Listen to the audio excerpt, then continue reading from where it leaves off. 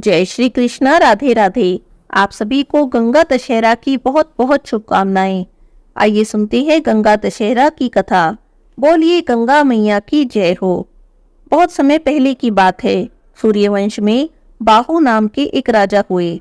राजा बाहु बड़े धर्मपरायण राजा थे। वे अपनी प्रजा का पालन पुत्रों के समान करते थे। पापियों और द्रोहियों को उचित दंड देते थे, जिससे समस्त प्रजा निर्भय होकर धर्म पूर्वक रहती थी।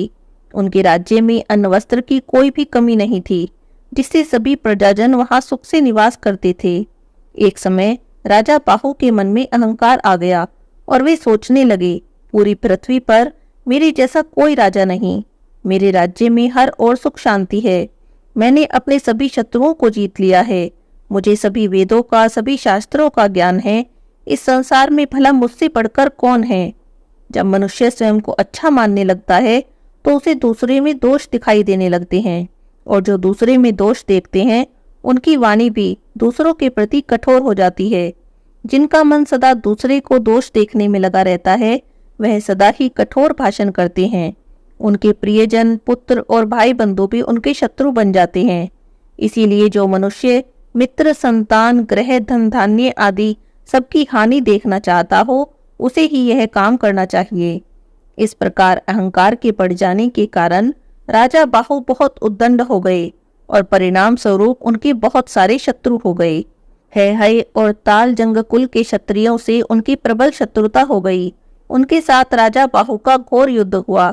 युद्ध में राजा बाहु परास्त हो गए और दुखी होकर अपनी दोनों पत्नियों के साथ वन में चले गए और वहीं पर समय व्यतीत करने लगे। दुख और संताप से राजा बाहु का शरीर जर्जर हो गया था। कुछ समय बाद वन में ही उन्होंने अपने प्राण त्याग दिए। उस समय उनकी छोटी पत्नी गर्भवती थी। अपने पति के गुजर जाने से उन्हें बहुत दुख हुआ और उन्होंने पति के साथ ही चिता में जल मरने का निश्चय किया। उस स्थान से कुछ ही दूरी पर और मुनि का आश्रम था, और मुनि परम तेजस्वी ऋषि थे। उन्हें तीनों कालों का ज्ञान था।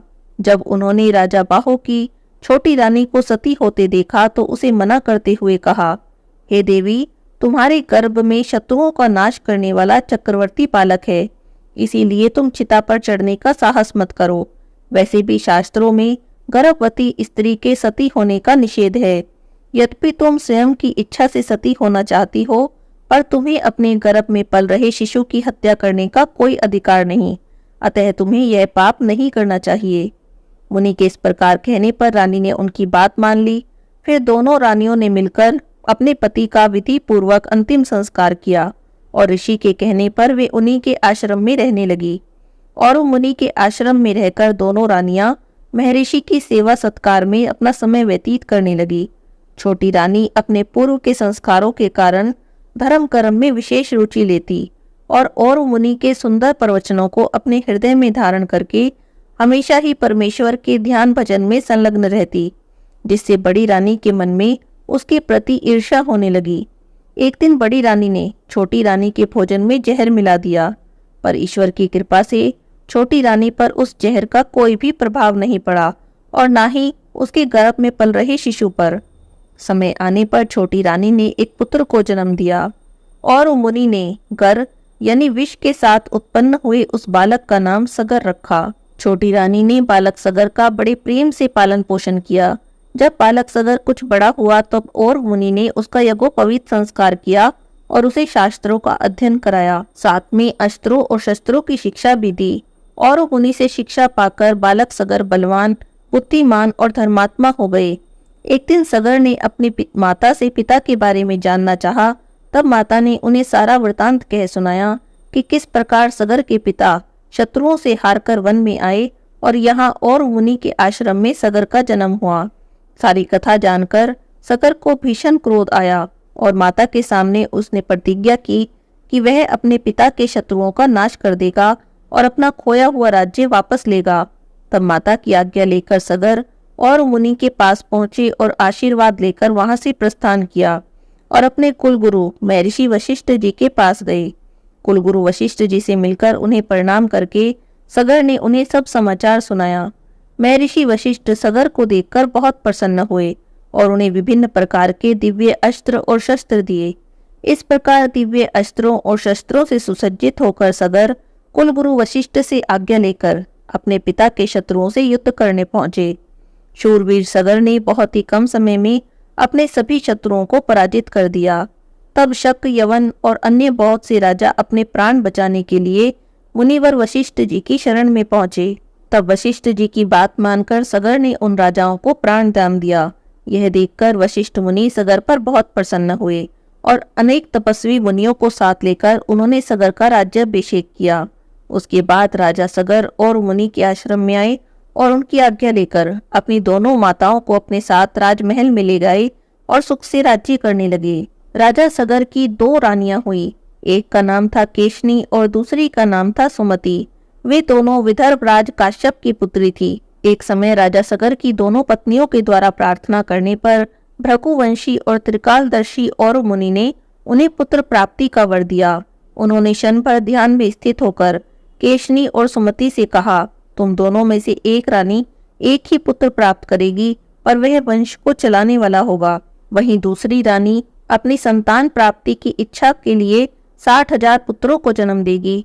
तुम लोग अपनी इच्छा अनुसार इनमें से एक एक वर मांग लो। और मुनि का वचन सुनकर केशनी ने वंश परंपरा को चलाने के लिए एक ही पुत्र का वरदान मांगा।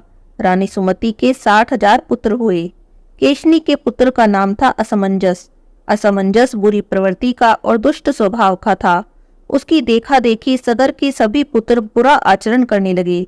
यह देखकर बाहुपुत्र सगर बहुत दुखी हुए। कुछ समय बाद असमंजस के अंशुमान नामक पुत्र उत्पन्न हुआ, जो बड़ा धर्मात्मा, गुणवान और सभी शास्त्रों का ज्ञाता था। वह सदा अपने पिता में सगर की सेवा में संलग्न रहता। उधर सगर के सभी दुराचारी पुत्र संसार में उपद्रव करने लगे। वे धार्मिक अनुष्ठान करने वाले लोगों के कामों में विघ्न डाला करते। वे दुष्ट राजकुमार सदा मद्यपान करते। उन्होंने साधु पुरुषों की जीविका छीन ली और सदाचार का तो जैसे नाश ही कर दिया। यह सब देखकर इंद्रादि देवता बड़े दुखी हुए और राजा सगर के इन पुत्रों के नाश का कोई उपाय सोचने लगे। इसी बीच राजा सगर ने अश्वमेघ यज्ञ का अनुष्ठान किया। उस यज्ञ के घोड़े को देवराज इंद्र ने चुरा लिया और पाताल में, जहां पर कपिल मुनि रहते थे, वहां ले जाकर बांध दिया। इंद्र के द्वारा चुराए हुए उस अश्व को खोजने के लिए राजा सगर के सभी पुत्र पृथ्वी पर घूमने लगे। जब पृथ्वी पर उन्हें कहीं भी वह घोड़ा दिखाई नहीं दिया, तब वे पाताल जाने को उद्यत हुए। सारी पृथ्वी को खोदने लगे। एक एक ने एक एक योजन भूमि खोद डाली और खोदी हुई मिट्टी को समुद्र के तट पर बिखेर दिया, और उसी द्वार से वे सागर के सभी पुत्र पाताल लोक में जा पहुंचे। वे सभी के सभी क्रोध से उन्मत्त हो रहे थे। पाताल में पहुंचकर उन्होंने सभी ओर उस अश्व को ढूंढना शुरू कर दिया। खोजते खोजते ध्यान मग्न परम तेजस्वी भगवान कपिल के पास गए और उन्हीं के पास वह घोड़ा भी दिखाई दिया। वे तो अत्यंत क्रोध में भर गए और बिना विचारे ही कपिल मुनि को मार डालने के उद्देश्य से दौड़े। उस समय वे एक दूसरे से कह रहे थे, इसे मार डालो, इसे बांध लो, अरे इसे पकड़ो, देखो घोड़ा चुराकर यहाँ साधु रूप में बगुले की तरह ध्यान लगाकर बैठा है। इस तरह की बातें करते हुए अनेक प्रकार से कपिल मुनि का अपमान करने लगे। उस समय भगवान कपिल अपनी इंद्रियों और बुद्धि को आत्मा में स्थिर करके ध्यान कर रहे थे। इसीलिए सगर पुत्रों की करतूत का उन्हें कुछ भी पता नहीं चला। सगर पुत्रों की मृत्यु निकट थी, इसीलिए उन लोगों की बुद्धि मारी गई थी। वे मुनि को लातों से मारने लगे। कुछ ने उनकी बाहें पकड़ ली। तब मुनि की समाधि भंग हो गई। उन्होंने विस्मित होकर लोक में उपद्रव करने वाले सगर पुत्रों को लक्ष्य करके गंभीर भाव से कहा, जो ऐश्वर्य के मद से उन्मत्त हैं, जो भूख से पीड़ित हैं, जो कामी हैं और जो अहंकार से मूढ़ हो रहे हैं, ऐसे मनुष्य को विवेक नहीं होता। यदि दुष्ट मनुष्य सज्जनों को सताते हैं तो इसमें भला आश्चर्य क्या है। नदी का वेद किनारे पर उगे हुए वृक्षों को गिरा ही देता है। जहाँ धन है, जवानी है, पराई स्त्री भी है, वहाँ सब अंधे और मूर्ख बने रहते हैं। दुष्ट के पास लक्ष्मी हो तो वह लोक का विनाश ही करने वाली होती है। जैसे वायु अग्नि की ज्वाला को बढ़ा देती है, जैसे दूध सांप के विष को बढ़ाता है, उसी प्रकार दुष्ट की लक्ष्मी उसकी दुष्टता को बढ़ा देती है। ऐसा कहकर कपिल मुनि ने अपने नेत्रों में अग्नि प्रकट की। उस आग ने समस्त सगर पुत्रों को क्षण भर में ही जलाकर भस्म कर दिया। उस भीषण आग से संतप्त होकर नाग, राक्षस और अन्य जीवों ने शीघ्रता से समुद्र में प्रवेश करके अपने प्राणों की रक्षा की। इसके बाद एक देवदूत ने राजा सगर के यज्ञ में आकर इस घटना की जानकारी दी। राजा सगर सब शास्त्रों के ज्ञाता थे। सब वृतांत सुनकर उन्होंने प्रसन्नता से कहा, उनके कर्मों ने ही उन दुष्टों को दंड दे दिया। माता, पिता, भाई, पुत्र जो भी पाप करता है वह शत्रु माना जाता है, यही शास्त्रों का निर्णय है।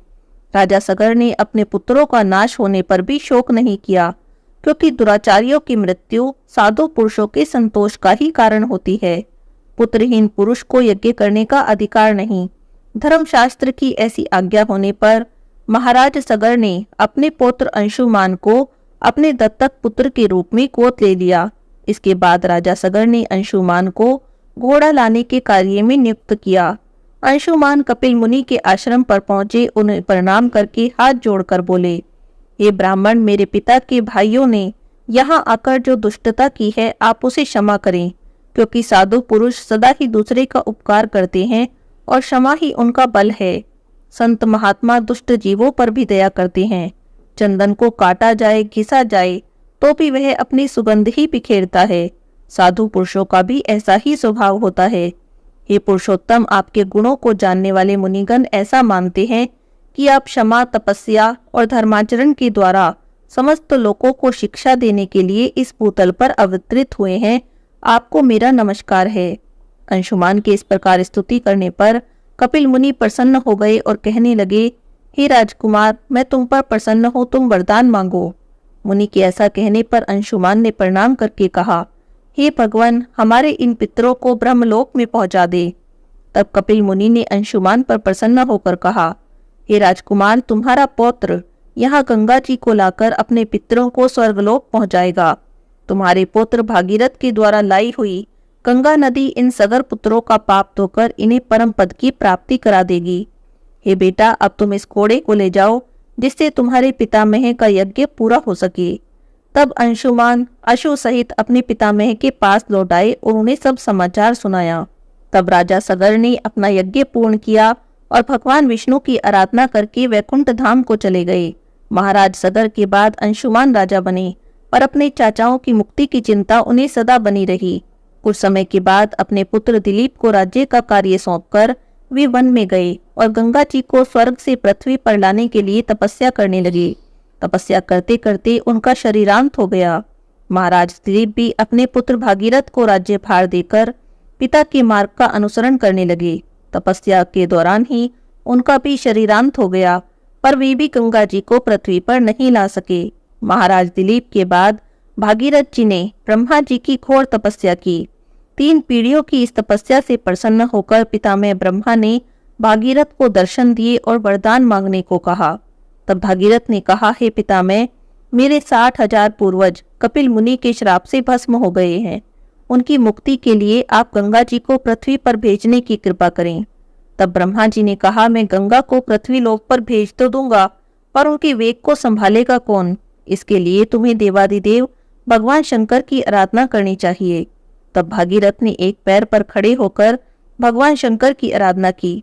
उनकी तपस्या से प्रसन्न होकर भगवान शिव ने गंगा जी को अपनी जटाओं में धारण किया और एक छोटी सी धारा को पृथ्वी पर छोड़ दिया। इस प्रकार गंगा जी पृथ्वी की ओर चली। आगे आगे राजा भागीरथ और पीछे पीछे गंगा जी। मार्ग में जहु ऋषि का आश्रम पड़ा। गंगा जी उनके कमंडलू, दंड आदि बहाती हुए जाने लगी। यह देखकर जहु ऋषि ने उन्हें पी लिया। कुछ दूर जाने पर भागीरथ ने पीछे मुड़कर देखा तो गंगा जी को ना देखकर वे ऋषि के आश्रम पर गए और उनकी वंदना करने लगे।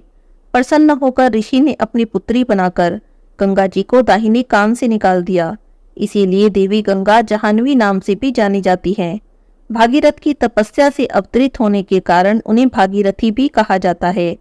इसके बाद भगवती गंगा अपने मार्ग को शस्य शामल करते हुए कपिल मुनि के आश्रम पर पहुंची, जहां पर भगीरथ के 60,000 पूर्वज भस्म की ढेरी बने हुए पड़े थे। तब भागीरथ ने पवित्र गंगा जल से अपने पूर्वजों का उद्धार किया। वे सभी गंगा जल के स्पर्श मात्र से दिव्य लोक को चले गए। जिस दिन गंगा नदी का पृथ्वी पर अवतरण हुआ, उस दिन ज्येष्ठ महीने के शुक्ल पक्ष की 10वीं तिथि थी, जिसे आज भी प्रत्येक वर्ष गंगा दशहरा के नाम से पूजा जाता है और मनाया जाता है। बोलिए गंगा देवी की जय हो।